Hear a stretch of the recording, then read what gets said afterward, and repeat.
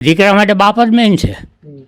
દીકરાને ગમે એવો હોય બાપ મરણ પથારી પડ્યો પણ એને ખમકારો દે કે હું બેઠો છું એટલે દીકરો ઊભો થઈ જાય. 50%થી 80% છોકરા અત્યારે અહીંથી ગયેલા દુઃખી છે.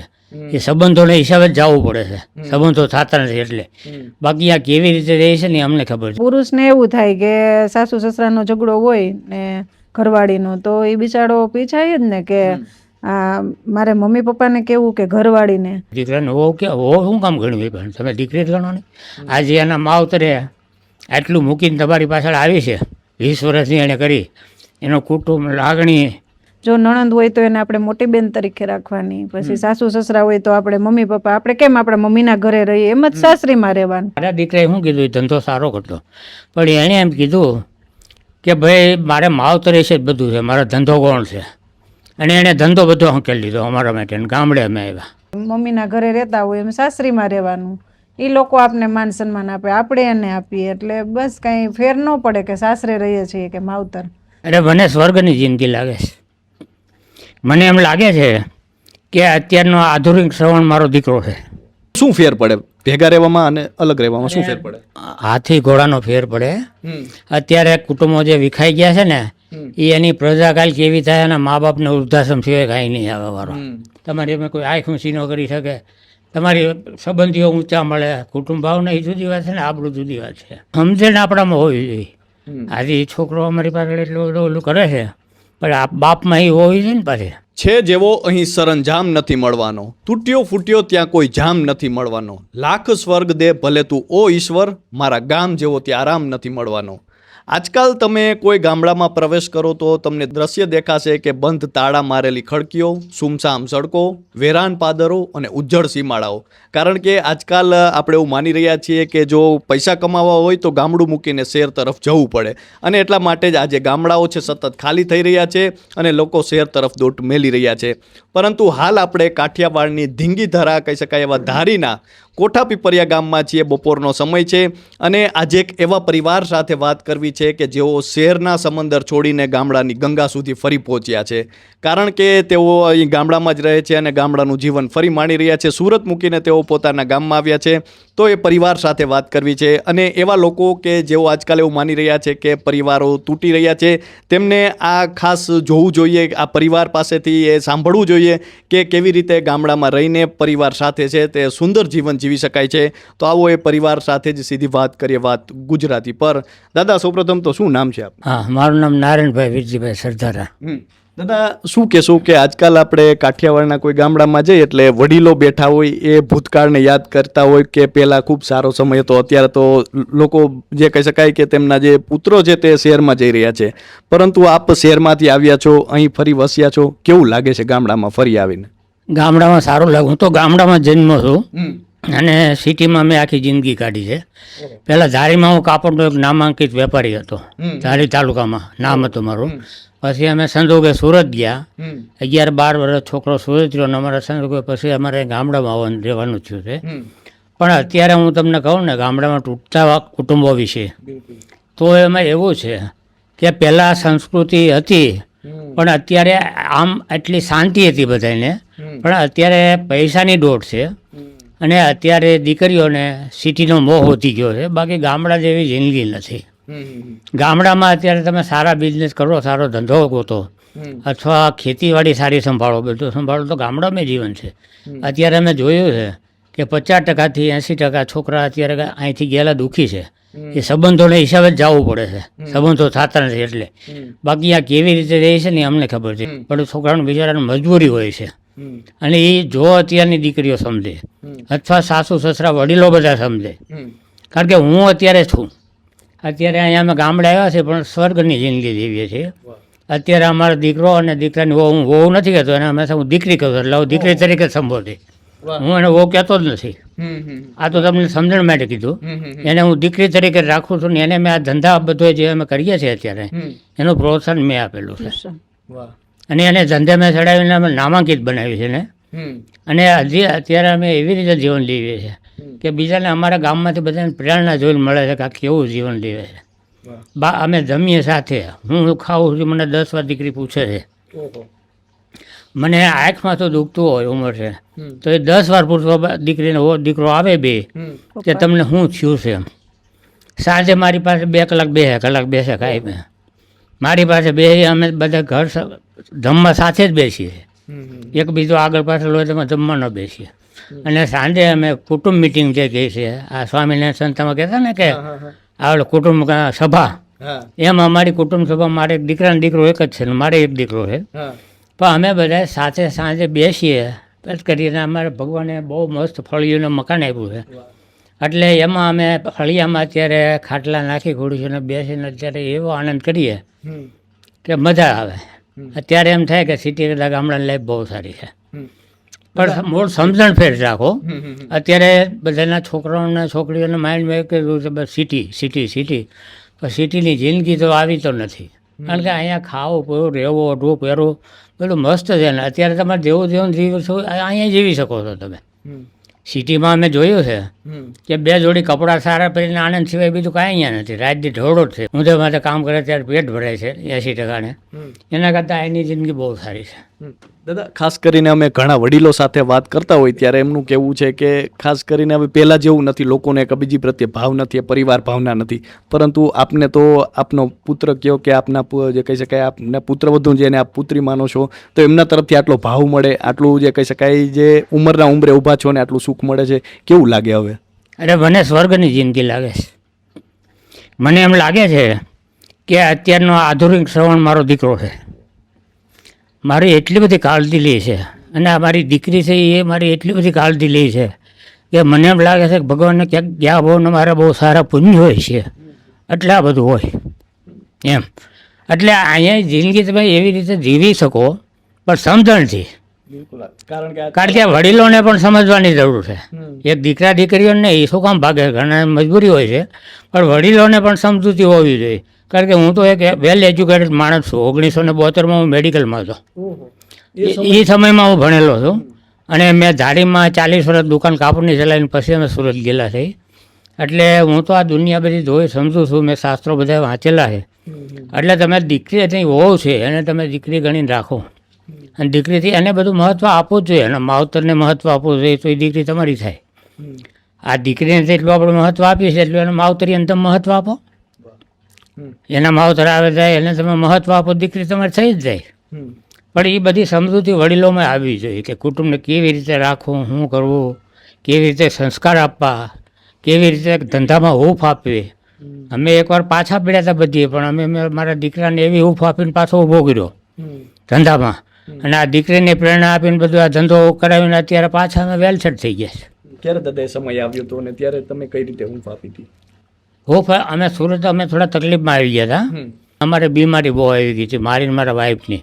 એટલે અમારે ફરજિયાત ગામડે આવવું પડે એમ હતું. બધું એક સાથે થયું?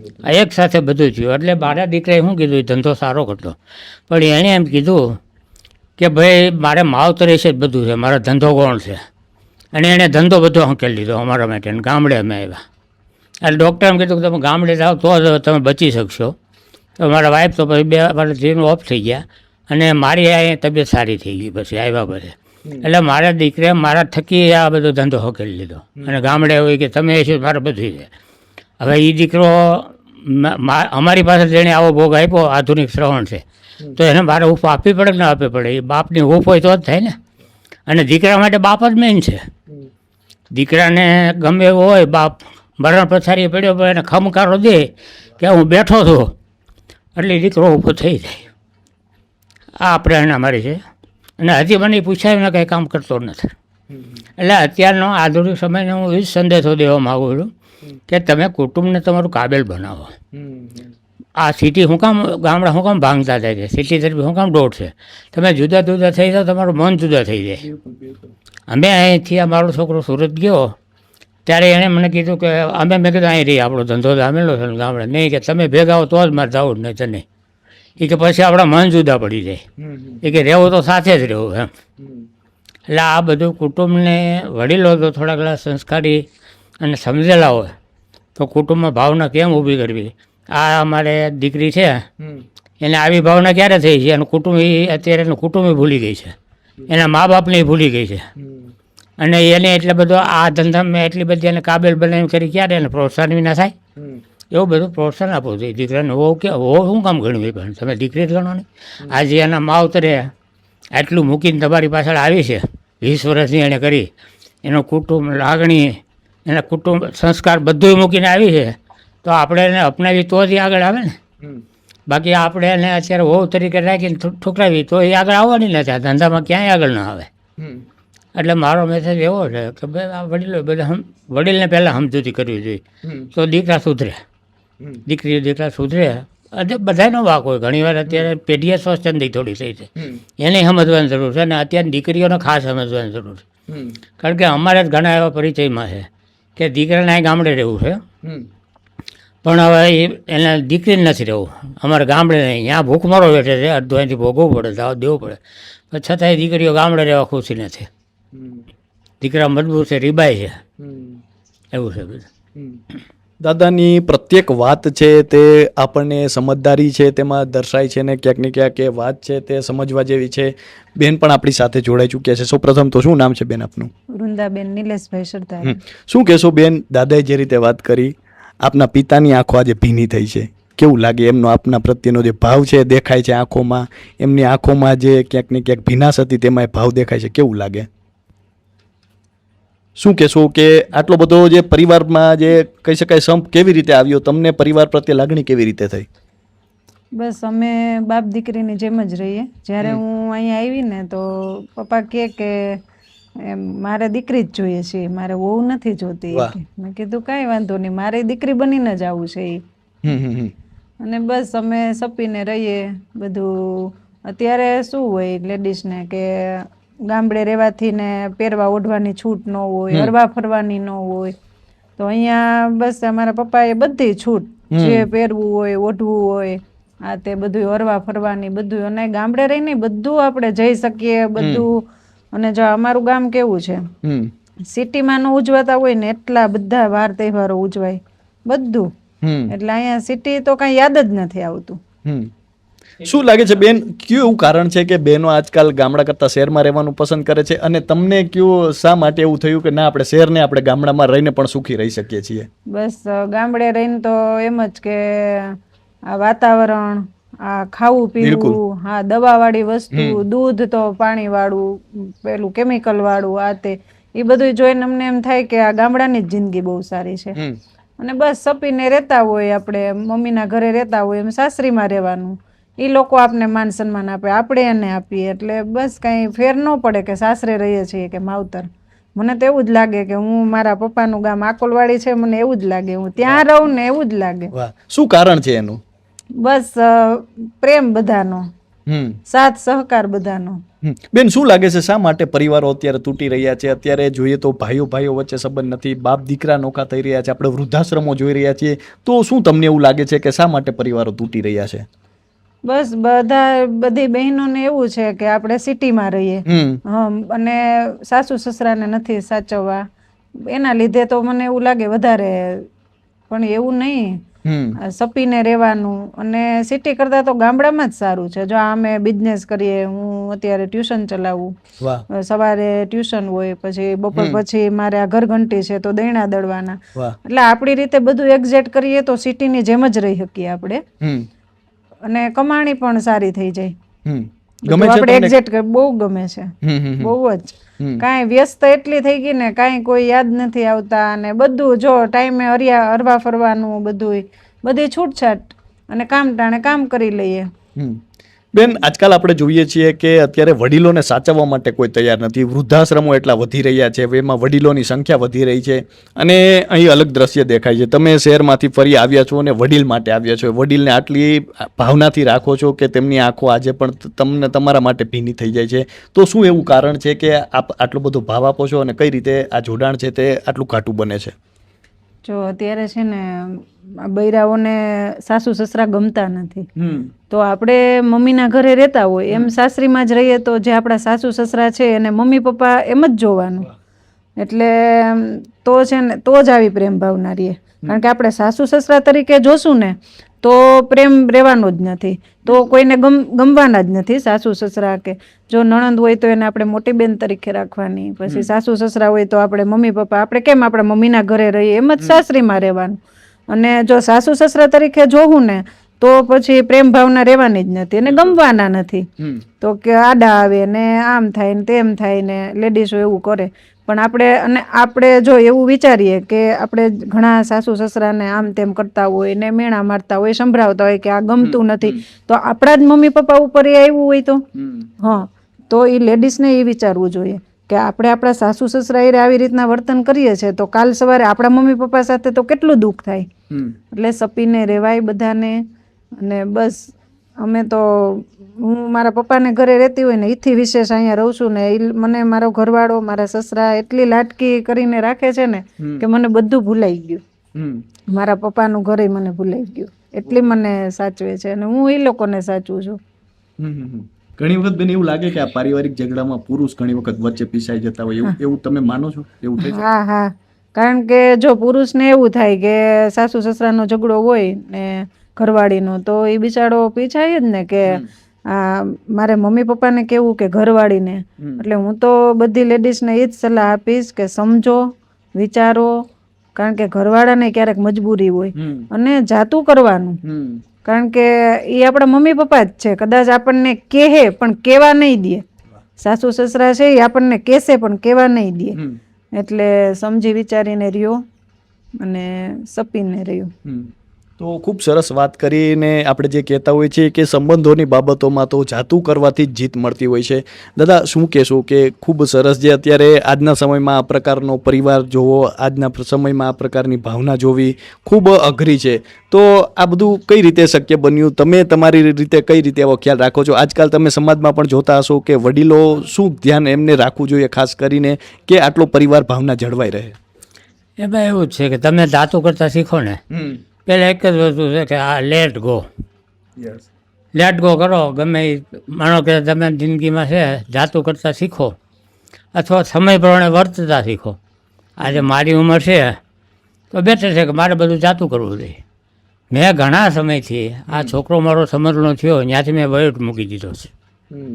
મારી પાછલી જિંદગી છે ક્યારે મારું શરીર પડે મને ખબર નથી, પણ મેં અત્યારે મારા બેંકના ખાતાથી કે મારા છોકરાનું નામ કરી દીધું છે. કાલ મારું અવસાન થાય, મને છોકરાને એક પૈસા બાર ફિકર નથી કે આ બાપના ખાતાનું હું પાછળ થાય. એટલી સુધી મેં સમજણથી બધું કામો કરું છું. પછી છોકરાને ભાવના થાય કે ન થાય? આજે એ મેં બધું સમજણ આપણામાં હોવી જોઈએ. આજે એ છોકરો અમારી પાસે એટલું બધું ઓલું કરે છે, પણ આ બાપમાં એ હોવી જોઈએ ને પાછી. પણ એ આપણું પાછું પાત્ર સમજવું હોવું જોઈએ, નકર હું પાત્રનો કરવા જાઉં તો દુઃખી થાવ. આજે ઘણા એમ કે જીવાય નથી રાખી કે નથી કરવું, પણ હું છોકરો આપણું પાત્ર નબળો હોય એટલે એ બધું પાત્ર જોઈને કરવું પડે સમયના જોકો પ્રમાણે. એટલે મારું પાત્ર આખું જુદું છે, એટલે હું એ રીતે વર્તું છું. એટલે અત્યારે શું છે, થોડુંક બધાને સમજણ કરવી પડે. અત્યારે નવી જનરેશનને ને આ જનરેશનને ગેપ બહુ આવી ગયો છે. કારણ કે વડીલો છે એ અત્યારનું જૂનું મૂકવા માગતા નથી ઘણા, અને અત્યારની પેઢીને આપવું જોઈએ છે, જાતું કરવું પડે છે, એ એને ગમતું નથી. એટલે આ મૂળ ગેપ છે, અમે તો થોડું સમજૂતી કરે ને. અને કુટુંબ ત્યારે જ ટકે કે તમારા એક કુટુંબમાં બધે સરખા ના હોય. એના તમે દુર્ગુણો જોયા કરો ને, દોષ જોયા કરો ને, તો એ કુટુંબ હાલે જ નહીં. એના સદગુણો જોવા જોઈએ અને એના ગુણો એને દુર્ગુણો એને ગુણમાં ફેરવાની તમારામાં તાકાત જોઈએ. એ તમે એને પ્રેમથી જીતી શકો, સમજાવીને જીતી શકો. પછી સીધું માનો કે આ અમારી દીકરી છે એને ભૂલ તો થાય જ, પણ સમજાવીને એની ભૂલ સુધારો અને સીધું ટક કરો તો શું થાય? એટલે એને સમજાવીને એને સમજાવવી પડે. છોકરાને સમજાવવો પડે ભાઈ તારી આ ભૂલ થાય છે, તને યોગ્ય લાગે તો મારી સલાહ માનજે, નહીં તો નહીં માનતો. બીજી વાર એને એ એક ઠોકર ખાયેલે થાય કે બાપા કહેતા બરાબર છે. એટલે આખું હું તો શું છે, પહેલેથી એજ્યુકેટેડ માણસ છું અને મેં શાસ્ત્રો બધા વાંચેલા છે અને એ મેં મારા જીવનમાં ઉતારેલા છે. એટલે આ કુટુંબ અત્યારે એટલે ભાવના છે. દાદા, અલગ રહેવાથી શું ફાયદો છે? કારણ કે આજકાલના યુવાનો આપણે જોઈએ તો જે એમને અલગ રહેવું છે, આજકાલના જે કહી શકાય કે પતિ પત્ની છે તેમને અલગ રહેવું છે, અને જે પહેલાં હતું તે આપણે પારિવારિક ભાવના હતી, એક પરિવારમાં સંપ હતો અને સંયુક્ત પરિવાર હતું, તો શું ફેર પડે ભેગા રહેવામાં અને અલગ રહેવામાં? શું ફેર પડે? હાથી ઘોડાનો ફેર પડે. અત્યારે કુટુંબો જે વિખાઈ ગયા છે ને, એ એની પ્રજાકાલ કેવી થાય અને મા બાપને વૃદ્ધાશ્રમ સિવાય કાંઈ નહીં આવે વારો. કારણ કે એના છોકરાઓ અત્યારે કેવા થાય એ જે વડીલો છે ને માવતરો છે વડીલો ગૌઢા છે એ છોકરામાં સંસ્કાર નાખી શકે ઉછેરી શકે એ ઓલી તો સ્વચ્છંદી પ્રજા થવાની અત્યારની બૈરાઉન્ડ એકલા રહેવું છે અને મોજ તો કરવાથી છોકરાને એ પાણી પૂરીને બધું આવવાનું એનું બધું જોઈ આવવાનું બધું તો એ પ્રજાકાલ કેવી થાય એનામાં સંસ્કારો થોડાક વડીલોનું તો હોય પ્રોત્સાહન વડીલો થોડું મોટા થાય તો એ સંસ્કાર તો આવે ને ફેર તો પડે ને આજે મારા દીકરાનો દીકરો છે એ મારો એટલો જ નાનો તો માન સન્માન રાખે છે કે દાદા કે ઈ જ મારે કરવાનું છે તો એ આખો વડીલોનો ફેર તો પડે ને વડીલ ઘરમાં છે એ એક વડલો છે એક વૃક્ષ વડલો છે એની છાયામાં જે ઉછરે અને ઉજળ વનમાં જે ઉછરેમાં કંઈ ફેર પડે કે ન પડે હે બિલકુલ એક વડલાની છાયામાં એક વંશ ઉતરે અને એક રણમાં ઉતરે અત્યારે બિલકુલ એમાં ફેર કેટલો પડે એટલે અત્યારના સંસ્કારમાં આ ફેર મોટો ગેપ આવી ગયો છે અને અને આ ભાવના તો ભાઈ કુટુંબ ભાવના તો અમારા વડવાઓ હતા બધા એટલા કુટુંબ ભાવનાવાળા હતા ભાઈ એ આખી જિંદગીની ભેગી વાત નાખી છે રહેવામાં અને અત્યારે અમે બે ભાઈઓ છીએ પણ અત્યારે બે ભાઈનો હંપ અમારા બહુ છે અમારા કુટુંબમાં હંપ બહુ સારો છે એકાબીજાને ખરા દુઃખે સુખે બધે તાત્કાલિક ભેગા જ ઊભા હોય અમારો કોઈ ઝઘડો નથી એક ખાલી અવાજ કરે એટલે બૈરા ભાઈઓ બધે ભેગા થઈ જાય અમારા કુટુંબમાં અત્યારે એવો હંપ છે અને હું એમાં માનું છું હું મારો ગમે દોષ હોય ને ગમે કુટુંબનો દોષ હું એમ માનું છું કે પહેલાં આપણી જાતને ઢંઢોળો આપણો શું દોષ છે અમે કોકનો દોષ જોવા કરતાં હું મારો દોષ જોઉં છું એટલે મને બીજાનો દોષ ન દેખાય તો આ ભાવના તમે જીવો એટલે ઉત્તમ જીવી જાઓ એવી વાત છે અને સંયુક્ત કુટુંબમાં રહેતા આવે જ નહીં કારણ કે એ આખી બથ છે જેમ નથી કહેવત કે હાવણી એક એક વિખાઈ જાય સળી એક એક વિખાઈ જાય અને બાંધી મુઠ્ઠી લાખની એમ કુટુંબ ભાવના છે ને કુટુંબનો હમ છે ને એ આખી જુદી વાત છે એનો વિલ પાવર જુદો એનું જ્ઞાન જુદું એને સમાજનો માભો જુદો હોય તમારી એમાં કોઈ આંખ ઊંચી ન કરી શકે તમારી સંબંધીઓ ઊંચા મળે કુટુંબ ભાવના એ જુદી વાત છે ને આપણું જુદી વાત છે તો જે રીતે આ પરિવાર છે તેમની સાથે આપણે વાત કરી અને જે રીતે દાદા અને તેમના પુત્ર વધુ પણ દાદાએ તેમને પુત્રી માન્યા છે અને તેઓ પણ દાદાને પિતા માને છે કદાચ આવી પરિવાર ભાવના હોય ત્યાં જ કહી શકાય કે સુખ દુઃખની વાતો જ્યાં બનતી હોય નહીં છાનું કંઈ કોની કને કોઈનું દિલ ના કહેવાય ત્યાં જ પરિવાર ભાવના કહેવાય ને આ પ્રકારની પરિવાર ભાવના એક વડલા સમાન છે વેરાન અત્યારે આપણે જે વૃક્ષો જોઈ રહ્યા છીએ તેની વચ્ચે એક વડલો છે તે આ પરિવાર ભાવનાએ તેને પાણી સિંચવાનું કામ કર્યું છે તો હાલ તો બસ આટલું જ ફરી મળતા રહીશું વાત ગુજરાતી પર।